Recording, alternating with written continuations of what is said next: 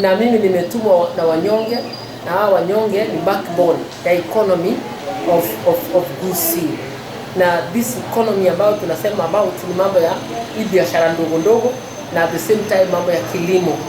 Mimi nataka niombe our governors both Nyamira and KISII muangalie our farmers wetu, muangalie hao watu wanafanya biashara ndogo ndogo ili muwasaidie.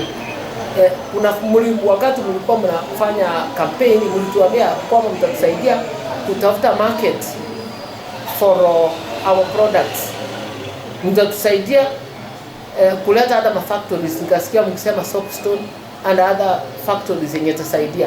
Bado sijasikia mkisema maji.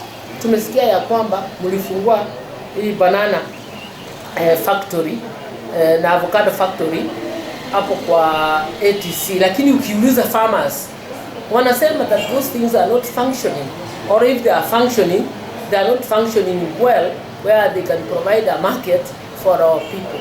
Kwa hivyo our people are complaining and asking, what are you really doing? So we are asking our governors waingilie kabisa, waone ya kwamba hao watu wa biashara ndogo ndogo wamekuwa empowered in one way or another. Kuna hiyo pesa, hiyo kiti ya hiyo pesa inakuja kwa account. Toeni hiyo pesa kidogo, saidia wa farmers kidogo ndio tukue na farmers wenye wanafanya biashara ya watu wenye wanataka kufanya biashara wafanye, wale wenye wako na groups ambao wanafanya development mbalimbali, wengine wanafuga kuku, wengine wanafuga nyuki, wengine wanatengeneza sabuni, biashara mbalimbali. Muwasaidie ili wachinue, kwa sababu vile tumeangalia ni kama economy ya KISII inakuja chini.